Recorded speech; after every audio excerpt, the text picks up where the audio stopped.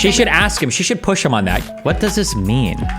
If any part of your biology is male, you don't get to compete against women. There's no evidence? That's like the most conservative brain statement. Oh, are we saying that men can get pregnant now? That's kind of weird. Should non-trans biologically gifted women be forced to compete with men or just banned from competing in general? Do you think you would be up to the task on your own? I don't think the average man knows how to survive a forest either. I think that the average man can survive in the forest a lot better than the average woman. They're maybe. just stronger, right? They're built stronger. They just I don't know what, like, have you seen like the Boy Scouts or people that do like camping? Like, it's not about just being strong. Like, it's such a retarded fucking take. Like, what do you think it means to survive in the wilderness? Like, having the ability to box bears? Like, what do you think you're actually doing? If I had to guess with very limited information, my guess is it probably has to like know about like, well, how do you set like a fucking tent up? Okay. How do you identify safe to eat shit or foraging or whatever? Or how do you keep track of like your shit or where you are and how do you stay dry? It's probably, I doubt much of it has to do with like, can you bench press 225 pounds? Like if a jackal comes up to your camp, are you able to kick dirt hard enough into its eyes to blind it? Like how, I feel like anytime you're in a confrontation like this, you've already made a huge mistake. just do tasks that most average women can't do. Yeah, but I also she should ask him. She should push him on that. Give me an example. You're dropped in a forest. What are the first things that you do for survival, Andrew? Tell us. Yeah, what, do you punch the wood until it becomes a campfire? Please tell us. What is the first thing that you do? Like, acquired prerequisite strength, right? Well, I think women do have the strength to live in a forest, just like how men have the strength to live in the forest. But I understand your point. You're saying, let's say there's like a heavy log or something you have to move out of the way. A man is going to be a lot better at that task than a woman. Well, no, it's not just that. It's just even tool making requires physical strength. I don't even know what tool making he would be talking about. Yeah, but I mean, like... Does he know? Also, heads up, by the way, the whole point of tools is to make your job easier. Tools are literally made so you don't need a lot of strength to use them. That's why things like torque and leverage and all these tool ideas exist. If you use a tool for a thing and it's really difficult to use the tool, then you need a different tool, okay? If you do any kind of manual labor or blue collar work, this is the very first fucking thing. I learned this like, I think it was like day 3. I don't even remember what I was doing. I think I was trying to disengage carpet from a corner of a wall, and there's a kicker that you can use to do it, or there's like a stretcher you can use. And I remember I spent like 5 minutes trying to kick this carpet out of the corner. And I think Dale was the guy with me that day. And he's watching me do this for like a minute. And then finally he's like, "You having some trouble there?" And I'm like, "Yeah, this is really fucking hard. The carpet's not disengaging because you've got there's tack strips all around the fucking room or whatever to disengage the carpet." And he's like, and I remember he told me something. I guess it made sense. He's like, "The whole reason why we have fucking trucks full of tools is to make this shit easy. Who are you trying to impress, like using the kicker to disengage the carpet? Like, go get the stretcher or whatever, push one fucking lever. There's a reason why we bring it on our fucking truck. Why would you sit here and fight with this when you can just get an easier tool to make the job easier? That's the whole reason we have tools." I'm like, "Oh, okay, sure." My uncle was the same too. Yeah, I guess. I didn't learn that until later from him though. I can still make a tool. Maybe it'll take me a little bit longer, but it's not going to be the end all be all. But the point that I'm trying to get across, or what I'm trying to say, is that... What tools are you making? I'm just so curious what he's referring to. What tool making thing are we talking about here? There is a chance that I might get helped, but then I'm also, rolling the dice on whether there's a chance that the guy is like fucking insane and wants to like... Just be so glad you got out of carpet bagging. Kicking carpets is so fucking bad for your knees. Oh yeah. Bro, that's a whole skill. When you first learn to do it, yeah, because there's a skill to it too. Because I've seen guys do this. When you kick the carpet, you're not supposed to use your knee, okay? It looks like it, but if you have a carpet kicker and you're in the corner and you hit it with your knee, you're never gonna do it. You're supposed to kick it with your whole body, right? You swing your whole body back, and then you bring it all forward, and you're hitting it with your knee. But if you're just trying to kick it with your knee, you'll never, if it's a larger carpet or a thicker bagging or whatever, you'll never get it off the tack. That's a full body maneuver, okay? The best meme, though, is usually giving people... I think people that do hard floors do this, too, is usually giving the power scrubbers to new people. Although, I think by the time I started working at my carpet place, they didn't do that anymore because one kid, he fucked the drywall up, obviously, because you give there's these huge things called power scrubbers. Actually, I don't know what their official name is. But it looks like this is another thing, I guess, where you would imagine, like, oh, you have to be, like, super strong to control... you got to be super strong to control this. I wanted to... But you don't have to be strong. This is a much smaller one. It's usually just a matter of like balancing it correctly. And then like you go up a little bit and it goes to the right, you go down a little bit, it goes to the left, or however it works. But if you don't know how to control one of these and you're given it for the first time and you pull the or turn the whatever thing to turn it on, it'll go flying through the fucking wall because you have no idea what's going on. Yeah, I heard that they let a new guy try it once and then he destroyed a wall and they weren't allowed to fuck with people anymore with that. Kill me or do bad things to me. If you're such a savage, you can live in a forest if you're just... My friend fucked his knee permanently using the knee kicker for like a decade. We had something that you could put, I don't remember how it worked, but you would put it somewhere and you'd put it in and there'd be like a lever that you would, it was like you would call it the carpet stretcher. But you pull the lever after attaching it to the other wall or something and it was super easy to use. It was annoying to set up, but I think you would also stretch a new carpet as well. Otherwise it might tear your tack strip. But I don't remember. It's been a long time. Fuck carpet, okay? Dice on whether there's a chance that the guy is like fucking insane and wants to like kill me or do bad things to me. If you're such a savage, you can live in a forest. If you're just dropped in a forest with no equipment and you can just survive in there, then why aren't you savage enough to take care of yourself from a man? These are two totally different types of challenges. It's like so retarded. It's like people think that real life is an RPG, and it's like once you hit level 52, you've unlocked physics, chemistry, and engineering, and then when you hit like level 70, now you've unlocked survival and like hand-to-hand combat. Like, it's totally different skill sets for totally different things, you know? What is it? There's a very big difference between being in a forest, like trying to scavenge for your own, like hunt for fish, whatever. Start a fire versus having somebody actively attack you. How would you hunt for fish if you were in a forest? If there's like like a freshwater stream or lake or something. Yeah, how? How would you do it? Ideally, I would find some sort of like small insect or bait or something like that. Try to do some. Don't play this game. Pxie, if you don't know how to fish, I don't know how the fuck to fish. Don't act, just say, I don't know. How the fuck would you do it? Have you gone fishing before? Do you know how to fish? Something maybe with like the lining of like leaves or something, basically like a little rod maybe, and use that to try to lure in the fish. That's how you would try to catch fish in a forest? I'm not an expert at catching fish, but if our ancestors did it for thousands of years, I'm sure that I can figure out a way through trial and error. Okay. So I guess that really doesn't have, I don't know where we were going with that. That was it. Let me just let this TTS come. Lol Paladins donated $100. Weird to see Pxie arguing W/Andrew for the existence of God. Somehow I agree with. Sorry, I had to go over there and send a message. Make her stop eating. I can't handle objectives. Why should I believe it? But anyway, one quick thing. This is breaking news. I've received word that Desiree from the show yesterday, who she in an Instagram story states she's raffling off the underwear that she wore, fresh out, and anyways, sorry, continue on. So anyway, over to feminism. So can we agree to a definition of feminism? That's just something really boilerplate, basic. So I give you my definition. You can tell me if you like it or don't like it. Oh, cool. He gives definitions to other people. Huh, crazy. I would say it's the move towards egalitarianism with the rejection of patriarchal systems. When you're saying egalitarianism. Equality and equity. Okay, I'm not sure if I 100% agree with that, but we'll say yes. So then what's your definition? Well, no. I'm going to agree with it in general, but I know some people take that and then they bring it to an extreme. They're like, oh, so you mean like, I'm trying to think of an example. Are you full, by the way? Because people Killer of Cereal donated $100. Presuming back to... So you're actually presupposing even the idea of the subjective being in the box has the requirement of knowledge. So, I mean, that's the point. But anyway, it doesn't matter. Over to feminism. The idea on feminism, rejection of patriarchy, and movement towards egalitarianism. Do you agree? Yeah, I was going to say... I'm going to assume that we're being like good faith right now because some people will be like, oh, you want like equality and like equity, do me? And then maybe that means I don't want equity, I'm not sure. But, like you believe in that? That means that, you think like both a guy and girl, despite of their qualifications, should be in the same like, military bracket or whatever. I'm using a random example. And it's like, well, no, only if they meet the requirements to be in that bracket. Does that make sense? Mm-hmm. Like people will take it and think that, on the basis of gender, it means that they should be exactly 100% the same, even if they're not as equally qualified. Yeah, I don't think men and women are interchangeable widgets, or that feminists even say that they are. Okay, just clarifying. Okay, we're good then. Yep. So, I think that that's fine. Okay. Right.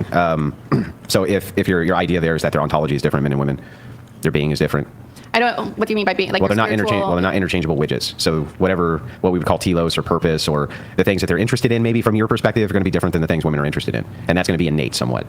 Yeah, Because otherwise, then we do have a problem if you thinking they're interchangeable widgets. So if you think their ontology is exactly the same, that men and women are exactly the same, then we do have a problem. Yeah, so I think if I had to draw it out again, I would say that you do a lot of drawing. Yeah. I like drawings. Go ahead. There's probably like a scale of behaviors. I don't even like doing it this way, but I'm going to put man, woman, even though I think this is dumb because I think there's just human behaviors in general that both men and women have. Mm-hmm. But I think there's You're talking about a gender scale? Yeah, essentially. Mm-hmm. X amount of these qualities make you a woman, X amount of these qualities make you a man. Well, no, that's what I'm saying. That's where I would disagree. I would say that there's certain behaviors that are just human behaviors that both men and women have. Yeah, I agree. So I would say anything that you would consider like a gendered emotion's nonsense. Anything you consider specifically a gendered behavior would be nonsense, right? Okay. Like if you can have tom girls, for instance, they're still females. You can have men that do little fucking tea parties or whatever. They're still men, right? They're still males. Yeah. So I would agree with all of that, right? Okay, so cool. I don't think that there's a specific I just think that the men and women perceive them differently, and that men and women are built differently. Yeah. From conception, they're built differently. Their brains work differently, and their bodies are different. Yeah, I think there's definitely differences in body, especially in strength. The brain argument is a lot more complicated because then it becomes a question of like nature versus nurture. Like the whole idea of like female and male brain is like pretty contentious. A lot of it like. Yeah, but if you have one sex that's stronger, right, physically stronger. Just grant it and see what his argument is. You're never going to agree. Stronger on average, and the male sex is much stronger on average than women. Now, it's significantly stronger. The tailoring of society necessarily around that would create different interests, right? Yes, at certain points. I think the problem is that as we have a society has evolved, and as we've had like more like let's say machinery or even like other things have just come and spawned essentially, our DNA and like biological predispositions also somewhat slightly change, even if it's like ever so slightly. So do you know like epigenetics? Yeah, but I mean epigenetics wouldn't even explain this in 60 years. That's insane. Even from an epigenetic standpoint. Well, from an epigenetic standpoint, like our genes are like like they're constantly changing to our environment basically. And it doesn't happen in one generation. It doesn't happen in one generation, or but two, or three. No, well. I thought that when we talk about epigenetics, aren't we talking about transcription factors and stuff that can literally change in a single generation? That's why it's epigenetics, right? It's not actually you're not changing the DNA, you're changing the transcription factors. Isn't that the whole point of epigenetics? How long for epigenetic changes to occur?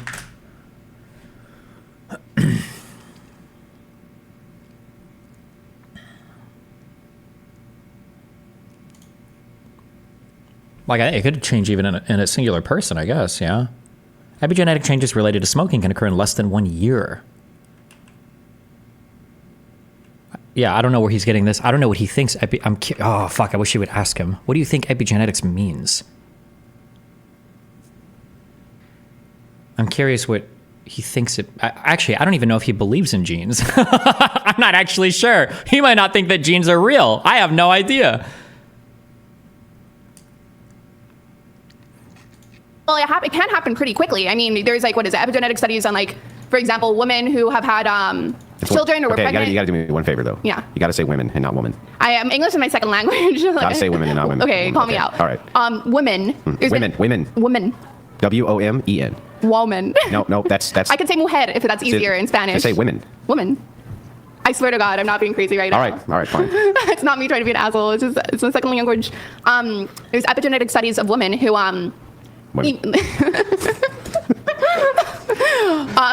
who are, let's say, like pregnant or whatever during like a time of strife, starvation, resources are low, and like how that like literally genetically affects their offspring to be able to like retain like fat better, for example, or like basically things that can happen within like one generation essentially, or even. I think that those are environmental changes that can get passed down from one generation to the next. I don't know if those count as epigenetic changes. Does it? Let me check. Dutch famine, hunger study is what she's referring to. It's been too long since I've read this bullshit.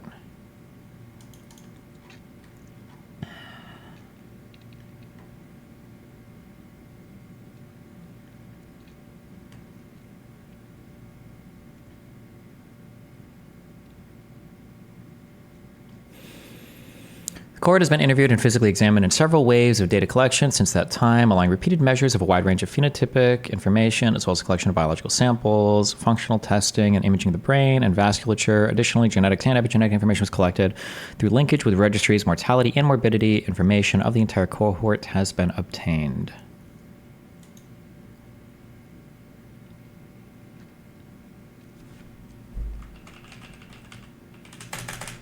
Okay. Yeah, I don't think that this had to do with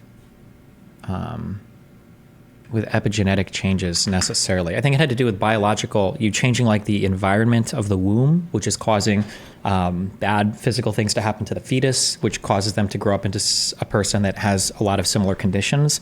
But I think they were considered like biological environment things. Or I shouldn't say biological environment, like womb environment things. And then afterwards, that's epigenetic. I thought epigenetic referred more specifically to like DNA methylation or different like ways of RNA reading DNA that would change over time, or that like these can happen in a single generation, or things can cause these changes to happen. But it's just changing the way your DNA is read in general. I thought that was epigenetic stuff. I don't know if this would be considered epigenetic stuff. We don't have time to do biology or epigenetic study of heritable traits or a stable change of cell function that happen without changes to the DNA sequence. Applies to features that are on top of genetic mechanisms of inheritance. Epigenetics usually involves a change that is not erased by cell division and affects the regulation of gene expression. Yeah, this here. Some effects, or such effects on cellular and physiological phenotypical traits may result from environmental factors, or maybe it would be considered epigenetic.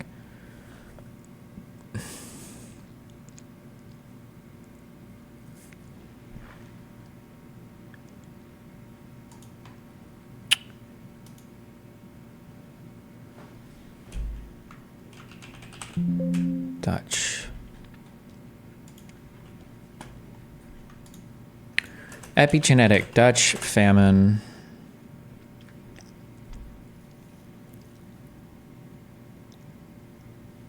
Nutritional epigenetics. The science studies the effects of nutrition on gene expression. Okay, well, maybe it did then. It's a subcategory of nutritional genomics that focuses on the effects of bioactive food components on epigenetic events. Changes to children's genetic profiles caused by fetal nutrition have been observed as early as the Dutch famine of 1944 to 1945 due to malnutrition in pregnant mothers. Children born during this famine were likely to exhibit health issues such as heart disease, obesity, schizophrenia, depression, and addiction.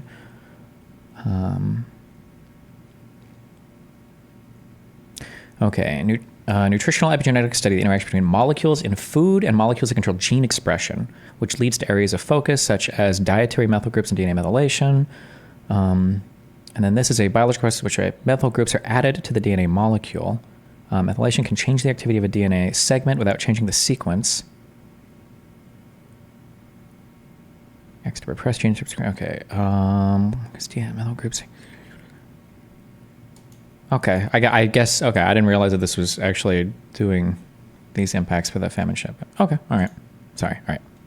Apply to the societal social characteristics of the entirety of a nation when it came to the interests of men and women. Well, what I'm trying to say is that if we can already see things like that within like one pregnancy and see like DNA changes, that it's not a giant leap of faith to assume that like over time, especially as society has like more and more changes, you'd start seeing, what kind of changes? What kind of changes would you expect to see? Let's see, in a society where physical labor and force becomes less important, essentially. Like right now? Yeah, or like how it has been. What would you expect to see? Yeah, you would expect to see basically societies that start centering intelligence as a more important component, or start selecting based more on, expected intelligence, whatever, than just pure brute strength. Yeah, but society's not becoming smarter. I don't know about that. Yeah, I know about that. Okay. IQ is slated to continue to reduce on average. Where are you getting this? Well, I'll give you the numbers. Yeah. But not only She's that, conflating education with intelligence as well. Don't give me just the numbers, give me the study. Oh my God, I don't think that's right. Numbers on this as well. This is all CDC information. Wow. Who's talking? By the way, if I were to take what you're saying at face value, that necessarily through What am I hearing? on this as well. This is all CDC information, by the way. If I were to take what you're saying at face value, that It's a watch party. Oh, this is the Crucible. Oh, fuck me. I thought. Oh, I didn't even realize what channel it was on. necessarily through epigenetic leaps, that men and women, by the way, would suddenly begin to have different interests. Not suddenly, it would be gradual. But well, but how, you said, what do you mean gradual? Like how long? Because you said it could happen very quickly. It can happen very quickly. Well, She said epigenetic changes can happen quickly, but an epigenetic change doesn't necessarily imply like a whole change in like preference for jobs or whatever, or well, but how, you said, what do you mean gradual? Like how long? Because you said it could happen very quickly. Happen very quickly. Well, how quickly? It could theoretically, or certain changes could happen within a generation. Yeah. So this is CDC info.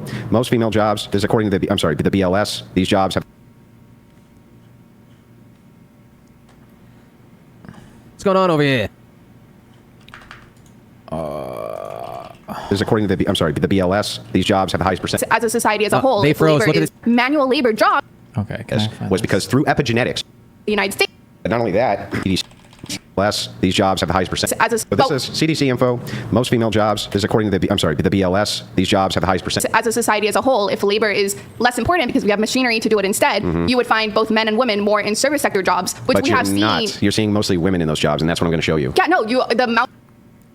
Isn't all of society tending towards more service jobs? What is he citing here? He said BLS and CDC. BLS is Bureau of Labor Statistics. I don't know if they actually publish studies. They might publish like summaries of different job types or something maybe, but I don't know if the BLS, they might actually. I mean, BLS study on women versus men's job. It'd be nice to be like referenced, like an actual, like the names of a study or something. I feel like you're mostly just going to see them publishing like, it's like little tidbits of data. Yeah. Of men who are now like in STEM in general, like the United States as a whole is a service-based economy. Men have always been in STEM. Men have always been dominant in STEM. Not always. We have seen. No, men have always been dominant in STEM. I'm saying that. He's playing a game here. God, he's so bad faith. This is boring. Men have always been dominant in STEM. Yeah, as a percentage of the people in the field, they have been. But as a percentage of like all of your men in society, more and more people, I'm pretty sure, are moving towards like college-educated work. That's been like a trend in society. Like the necessity for a college degree has grown as time has gone on for jobs. But he's being bad faith in here. That doesn't matter because I'm saying that when we compare manual labor jobs to service jobs, we have seen a vast increase in service-based jobs versus manual labor jobs in the United States. That is just objectively true. Yeah, that women do, which is the exact same jobs they were always doing. Men have also done more service-based jobs. Yeah. More people are lawyers, doctors, software, even just... Wait. Men have always been in those fields. He's obfuscating. He knows he's being bad faith here. Okay, I think he knowingly is. He's trying to play mindfuck games here. He can't be this stupid. I don't think he is. I think he's knowingly playing word games here. Like, men have always done these jobs. No. She's talking about a percentage increase in the type of work that we do. Like the conversion to like a service economy versus a manufacturing economy or whatever, right? More people are lawyers, doctors, software, even just... Wait. Men have always been in those fields. Always been in those fields. But maybe I'm not explaining my point clearly enough. No, you are. He's just being bad faith and he's trying to trip you up on it. The point that I'm trying to get across is that as manual labor has become less important in the United States, there's an increase of men doing more of those jobs. So before, it might have been like, hey, maybe I'm going to go... But why don't we... Yeah, but this makes the argument makes no sense. Let me finish. I'll steelman the argument. That we can't. Okay, let's see what a steelman is. You know, I understand it. Okay. The argument that you're making is, as these other service sectors have opened up, men are gravitating into those service sectors instead of just manual labor, right? Kind of, I guess. Yes. Then how come women aren't gravitating towards the manual labor sections? Because everybody's leaving the manual labor jobs, right? Everybody is moving out of that into more service-based work. No? I shouldn't say service, actually, because I guess some of those jobs could be, like, if you're a maid or whatever, that would count as service work, right? Because the manual labor sections have been either taken over by technology Has roofing been taken over by technology? No, but what is it? It doesn't necessarily... Has construction been taken over by technology? Roofing? Has even gardening, basic gardening?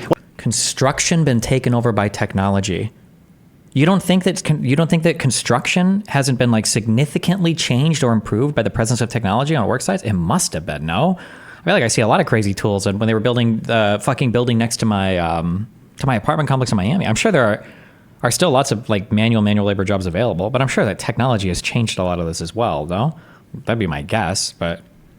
What about lawn mowing, lawn care? In fact, almost all labor I can think of, which now is heavily inundated with machines, still totally dominated by men. Almost no women do it at all. But there's a lot less men in average doing those jobs compared to before, because you have had machinery replaced. If it took if it took 5 men to redo a roof or whatever, now it takes 2, right? Yeah, why isn't one of them a woman? No, because the point is, as a society as a whole... He's missing the point so much.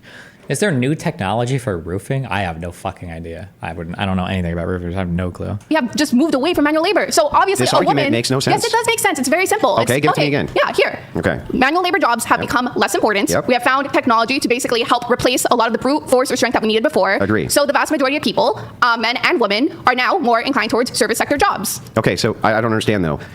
Are you implying that women were doing manual labor jobs before? No, I'm not implying women were doing manual labor before. So if that is true, and women were not doing manual labor jobs before, and now you have machinery which are assisting in these manual labor jobs, why aren't women gravitating towards those jobs? All you're saying to me is, as manual labor jobs have decreased, right, because the market demand, men who ordinarily would take those jobs move into things which aren't manual labor. That is not a fucking argument at all for any epigenetic stride at all. That's just, I'm going to take this thing away, so now you have no access to it because it's not available, so you have to do something else. That doesn't mean that their interests still aren't here. It just means it's not available. Why aren't women taking those jobs? Okay, this is fucking retarded. Okay. All right. What does this mean? God, conservatives are so retarded. If any part of your biology is male, you don't get to compete against women. What does that mean? Are arms male? Is testosterone male? You know that like males produce estrogen and women produce testosterone. They're in much different percentages, but like, so your only issue is that there's no evidence? That's like the most conservative brain statement. I don't even know if that was a satirical comment or not. I don't even know because it was in Kick Chat. I don't know if that was a real. Isn't the argument that the hormonal imbalance gives an unfair advantage? We don't even know what her hormone levels are. I don't even know if I imagine we should check this. I imagine the IOC must test hormones because you want to know if people are doping, right? But the people that say that they kicked her out didn't even test hormone levels. The IBA explicitly said they didn't do a testosterone test. So why would you talk about hormone levels when you have no idea? You don't know.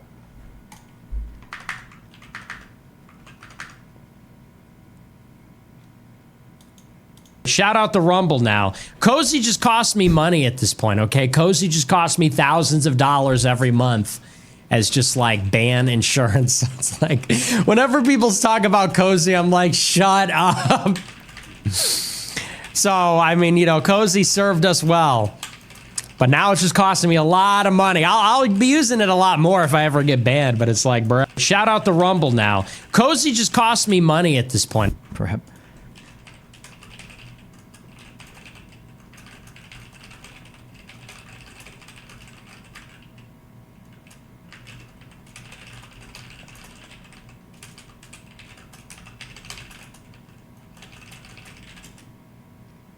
What does DGG cost you? Well, right now, because of cake, over 100K.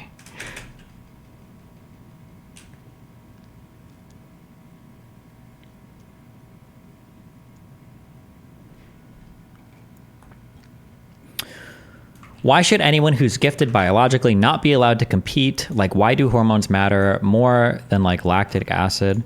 The reality is I don't want to get into this. It's a boring conversation. It goes back to the what is a woman argument, right? When you're asking, like, you have like women's sports, the question of what is a woman is actually really complicated to answer, okay? Because it's like, okay, well, what about, well, we can go to easy ones, okay? So trans woman, that's not a real woman. Okay, so we can toss those easily for a conservative, okay? But let's say you come up with somebody like this one who's like, say, like a type of XY woman, okay? Who, because of some sexual, what do they call it? Gonadal dysgenesis or whatever? You either are androgen insensitive or something's going on and you've got like a vagina and like a kind of a small uterus. Does that count as a woman? I mean, we could say that it doesn't and that that's a man maybe because they have XY, but now are we also saying that like, can men get pregnant then? Because XY women are capable of getting pregnant and even delivering children. So are we saying that men can get pregnant now? That's kind of weird. Okay, well, let's just toss all the XY sewers and okay. What about women with like hormone imbalances that just produce a lot of testosterone? There is a huge difference in the reference ranges of men versus women.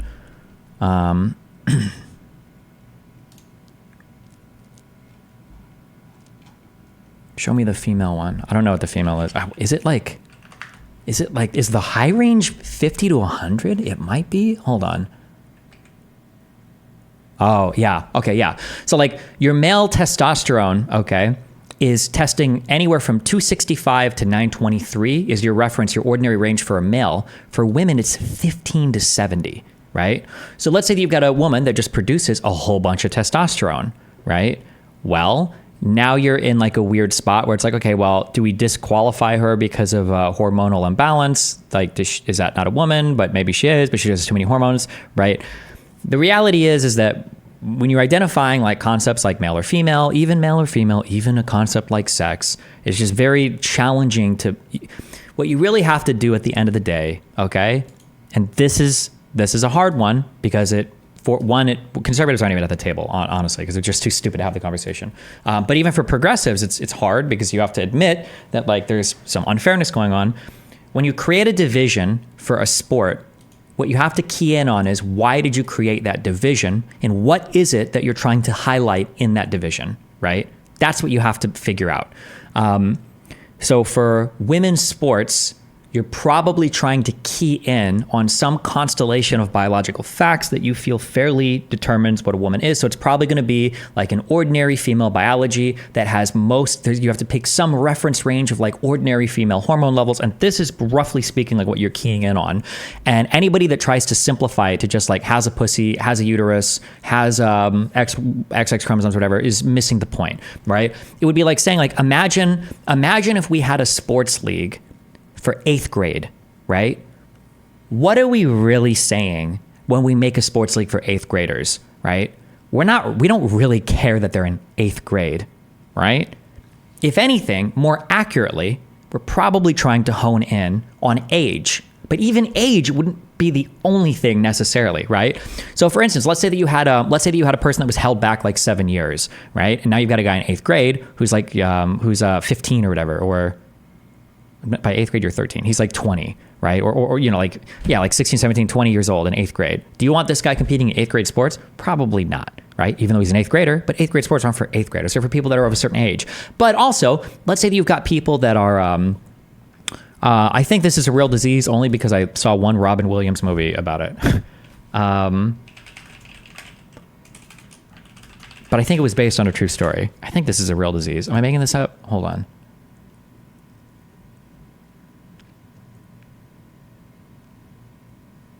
I might be making this up.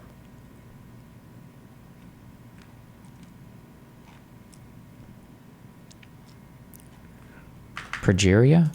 Is there a type of genetic disease that makes you age like significantly faster?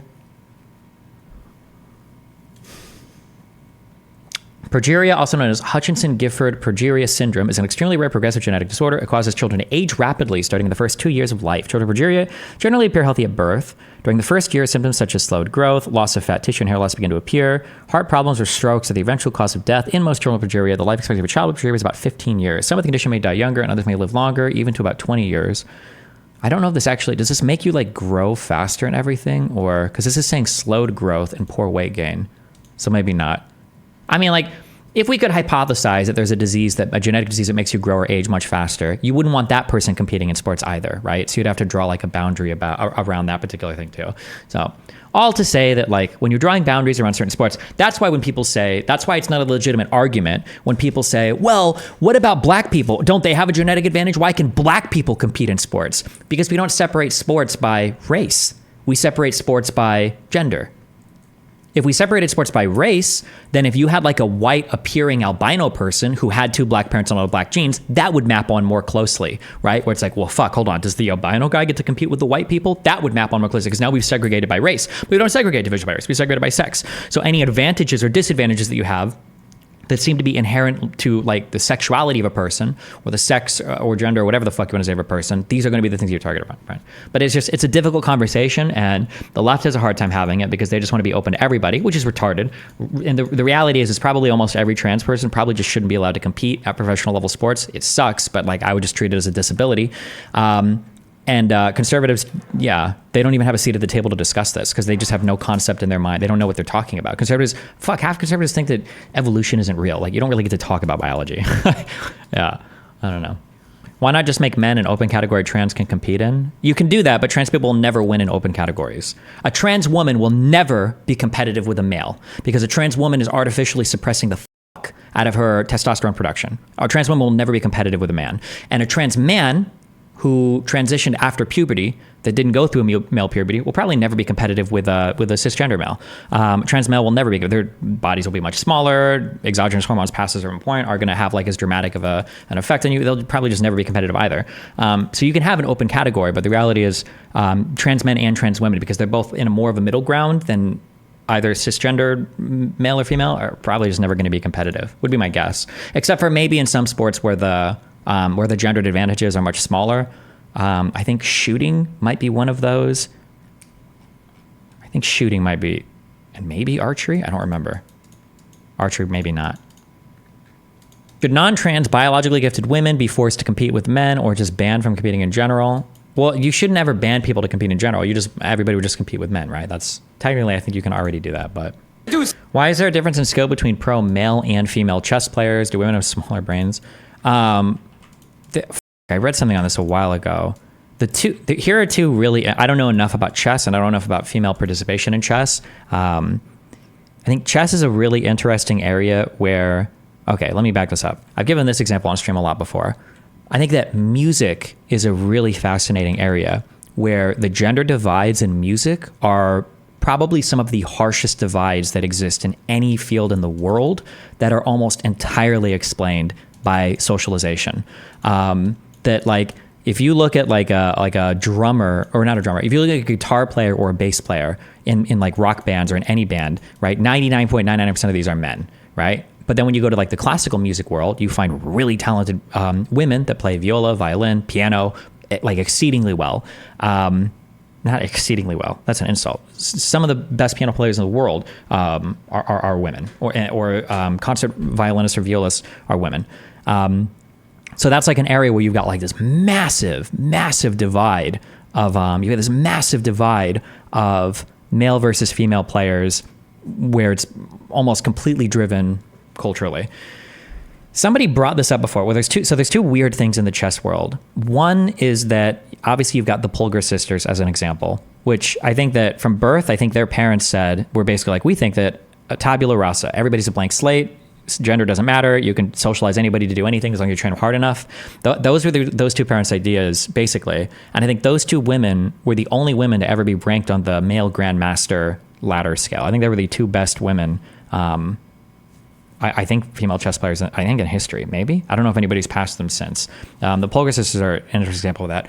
And then I also heard a second thing, which was kind of interesting, in that there was this weird thing about the Swedish gender paradox. Somebody emailed me. I haven't verified this, and I don't know if it's true or not.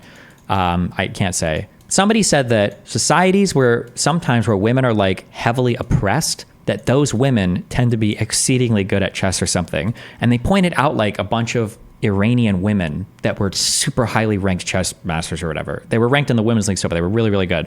I don't know how much truth there is to that. I haven't dug that up. I don't know if that's like a universal concept that holds true. Like, I don't know where the best female chess players come from, if they tend to come from more socially conservative or regressive societies or not, but I don't know. There are a lot of women grandmasters now, but nobody's beaten Judith's rating. Oh, okay.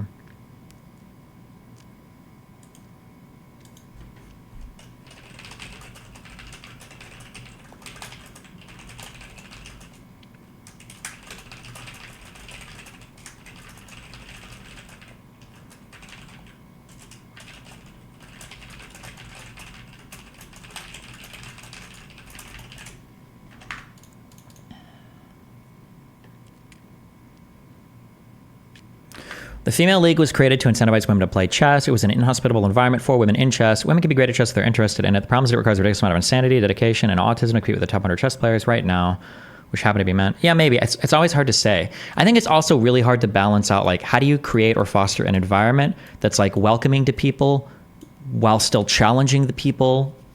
Like, something that's very difficult, I compare that to, like, playing League of Legends. It's very difficult to understand that every game you lose might not be your fault, but some games you lose are your fault, but you should still be trying the hardest you can regardless of if it's your fault or not, while recognizing that sometimes it's your fault and sometimes it's not. That's a very, very difficult thing for every human being to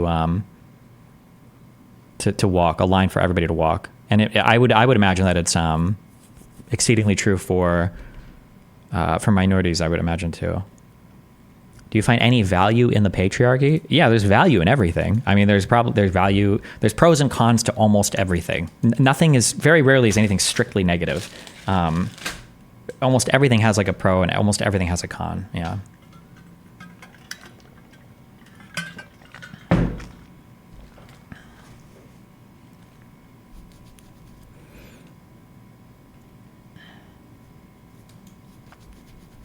List a pro of the Holocaust.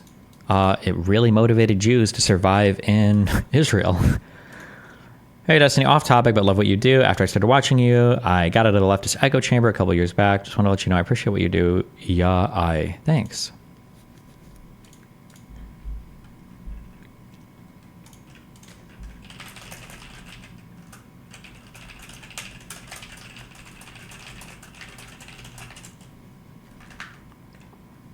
Do you think women are naturally submissive? All of that is really hard to say. I can never tell anymore with anything when it comes to any of that. The more that I talk to people and the more I observe everybody's behavior, I feel like everybody is. But who knows?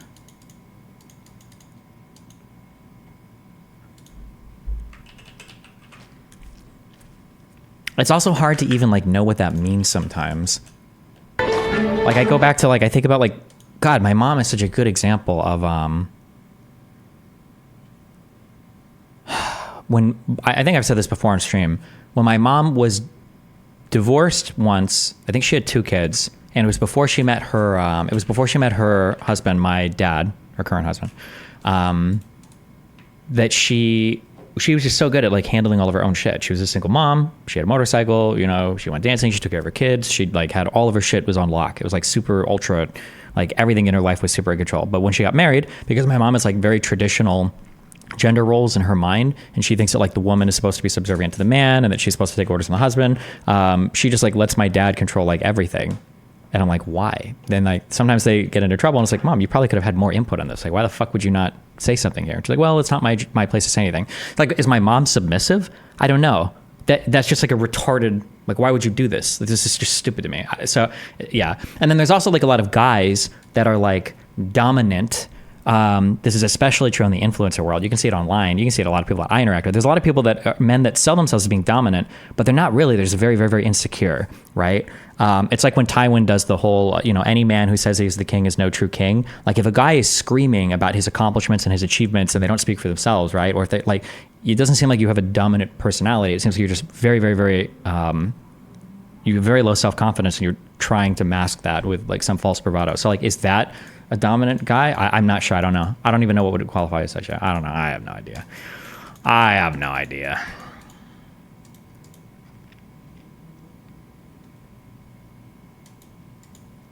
Fresh and Fit were submissive to you in your last interview? I don't think so. I thought it was pretty equal. I thought it was a fine conversation.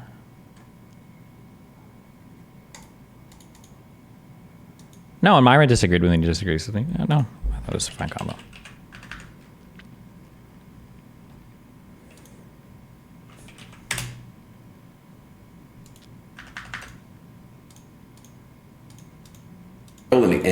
So is the patriarchy mostly bad?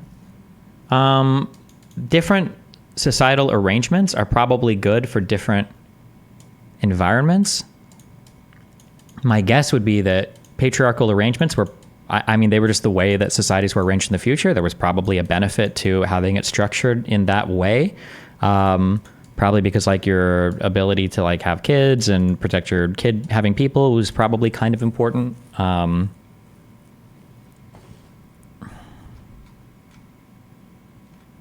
That's really it, I think. One thing that's been really challenging historically, because I try not to lib cuck out the whole time. The idea of just like men being like super strong and like masculine and fighting and shit all the time is just, I don't know. It seemed like in the past, like in a lot of the Arab stuff in the Middle East, it was just like a numbers game for a lot of it.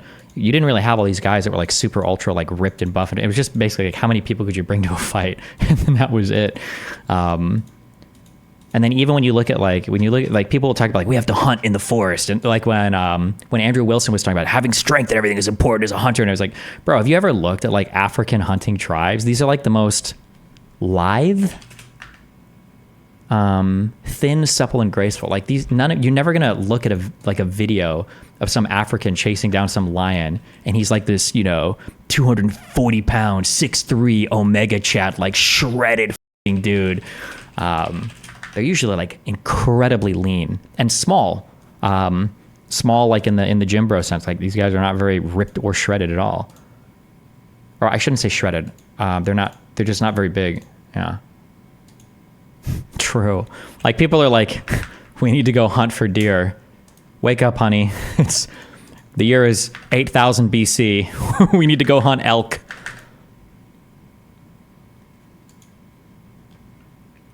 Yeah, I shouldn't have said not shredded. That's why I walked back to shredded, because shredded technically just means very lean, right? You can be shredded and small-ish.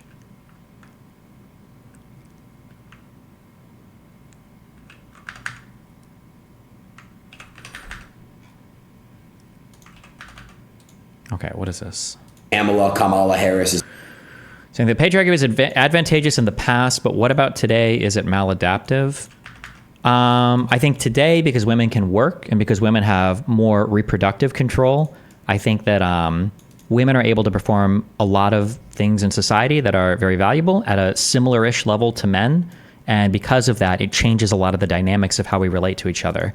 So if you're a guy and you believe in like the patriarchy, or if you're trained to think that society is arranged in a form of patriarchy, when you go out into the world and you expect the organization to be, I'm a man, I work, I'm going to find a woman who doesn't work, and these are like this is the way that society's arranged, you're going to find that that doesn't work. It doesn't work for you, because now you go out into the world and now you see that like women are working and they can fuck without getting pregnant.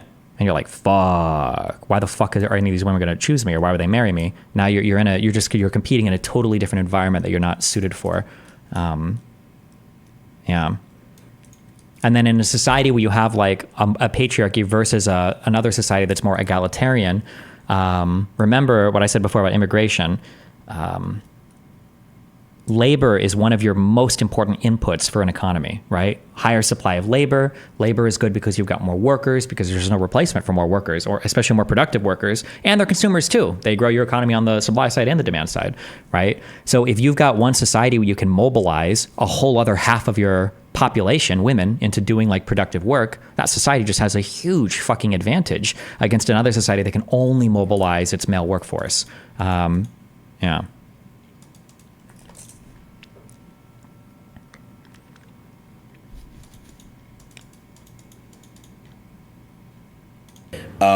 And I'm just so super thrilled and excited to be a part of this, to interview our President Trump. I think Kamala Harris is the worst president candidate ever being able to run. Ever. All your guys' parents and stuff that basically, or any friends around you that want her to win, they're brainwashed by by the press. The fact that Megan Thee Stallion can twerk and nobody says anything, but Donald Trump, if let's just say Trump were to have that, the shit he would get is crazy. We had the worst day in stock market history today. Do your math, bro. Look who's in office right now. If you guys are basically gonna trap yourselves and limit yourselves to working this fucking matrix 9 to 5, and you guys want to stay in that forever, then yeah, vote Kamala. But if you guys want to fucking be entrepreneurs and make something and be your own boss one day, and you guys want to strive to be owners of businesses and stuff, then you're gonna have to vote Trump. I mean, guys, listen, bro. I don't think our society would be able to handle another 4 years of 2 active wars going on in the world. It's ridiculous, bro. You guys are wondering why it costs $10 for some grapes nowadays. You can go to the store and try to buy a pack of grapes. It's $10 for grapes. A bottle of water is $4 at a fucking gas station. It's ridiculous. And again. Okay. What is this?